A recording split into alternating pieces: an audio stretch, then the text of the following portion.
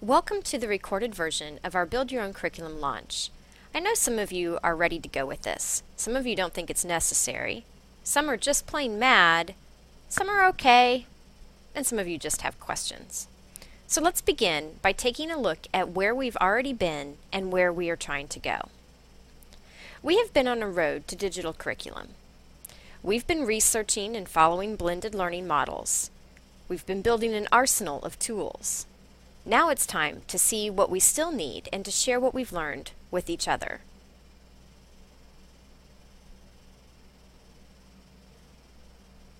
We then began traveling towards Common Core. Yes, we know things are sticky at the state level and legislation is causing us to expect delays. But here's what we know right now. K-2 should be fully Common Core next year, 3 through 12 should begin teaching Common Core, and new assessments are coming. Next is the road to curriculum mapping. Sounds like a lot of work, but we need them to give us a consistent framework for what we teach and to document it. Don't worry, there will still be teacher autonomy when it comes to how you actually teach in your classroom. So here's where the roads converge. Digital curriculum, Common Core standards, and curriculum mapping all come together in Build Your Own Curriculum. You'll have some great support as we go through this process over the next year. We have 5 teacher leaders who have received a preview training of Build Your Own Curriculum, and 4 teachers who spent 3 days learning all about implementing the Common Core standards at workshops at the Greencastle Education Service Center. So let's address the elephant in the room. Some of you are wondering if we are doing this with both schools together and if that means we have to agree. The answer is yes in terms of the first phase of our process. We need to create a common curriculum. This will be the part where we map out what we teach, learning targets derived from organized standards. Why? Because the room is smart.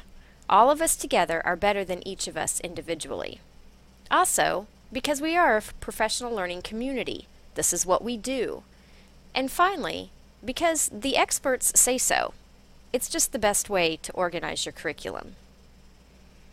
Well, I know the next question too. Is this really going to be worth all of the work? Again, the answer is yes, because it will organize everything and give it a home. It will allow us to be the digital content fairies the world of education is looking for, and you get paid. Then there's the question of when are we going to do this? If you take a look at your brochure, you'll find a complete outline of our plan of attack. On the back is a list of the courses we'll focus on because we can't tackle everything at once.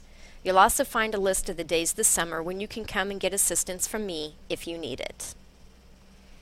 So let's get started by organizing into groups by the courses you want to work on first.